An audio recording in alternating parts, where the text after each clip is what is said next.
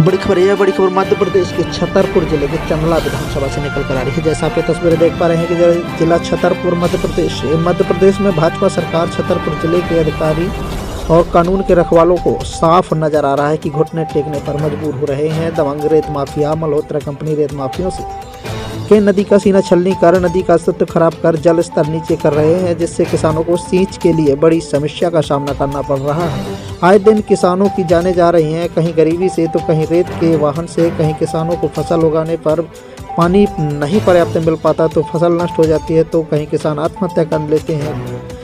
जिले में बैठे आखिर कब खुलेगी जवाबदारों की कुंभकर्णी नींद और कब हटेगा इनकी आंखों से रिश्वत का चश्मा। जैसा आप तस्वीरें देख पा रहे हैं कि जिस छतरपुर को प्रदेश में नहीं बल्कि पूरे भारत देश में खजुराहो की धरती के नाम से जाना जाता है, उसी छतरपुर की सड़कें आए दिन खून से लथपथ होती रहती हैं और ऐसा केवल चंद रिश्वतखोरों की वजह से हो रहा है। छतरपुर जिले के चंदला विधानसभा क्षेत्र और सांसद वी.डी. शर्मा के संसदीय क्षेत्र खजुराहो में रेत के उत्खनन से जाना जाता है। आपको बता दें कि इन दिनों खनिज संपदाओं का सर्वाधिक परिवहन मार्ग से हो रहा है।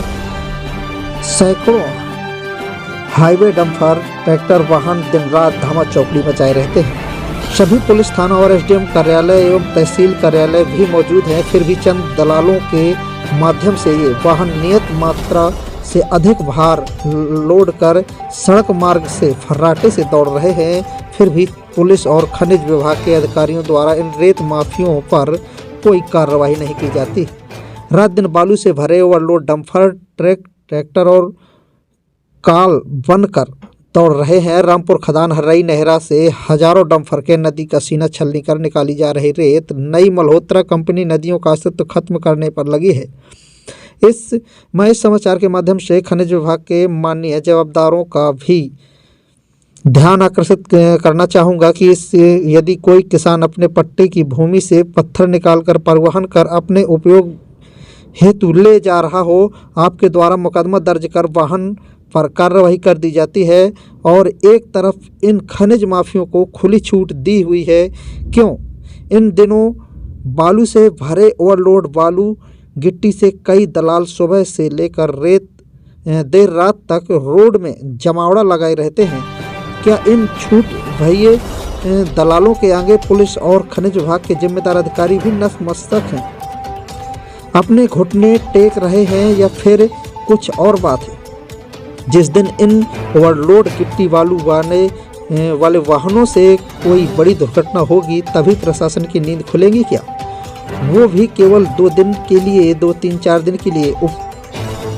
उपरोक्त हालातों को देखते हुए यदि समय रहते गिट्टी बालू के दलालों और ओवरलोड वाहनों पर कोई कार्रवाई नहीं की गई तो वो दिन दूर नहीं जिस दिन चंदला विधानसभा क्षेत्र मार्ग में कोई बड़ी अनहोनी देखने और सुनने को न मिल जाए।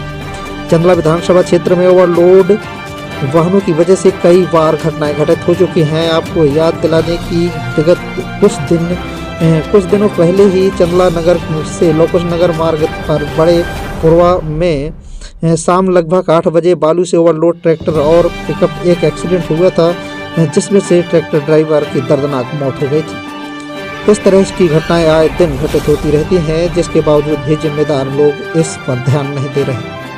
आखिर क्यों? शासन प्रशासन के पास ऐसी कौन सी मजबूरी है जो इन बेलगाम ओवरलोड वाहनों पर लगाम नहीं लगाया पा रही है? सरकार अगर कार्रवाई भी होती है तो ट्रैक्टरों पर होती है।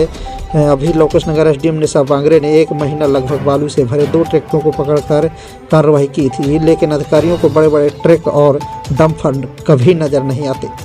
आखिर क्यों? या फिर राजनेताओं के प्रेशर तले अधिकारी दबे हुए हैं? अब देखते हैं कि अधिकारियों की आंखें खुलती हैं। पुलिस विभाग से लेकर खनिज विभाग की या फिर कानून के रखवालों को लालच की पट्टी बांध दी गई है। खनिज विभाग के अधिकारियों को लालच की पट्टी बांध दी गई है, इसलिए यह इनकी आंखें बंद हैं। जैसा आप ये तस्वीरें देख पा रहे हैं। संवाददाता प्रहलाद सिंह की खास रिपोर्ट।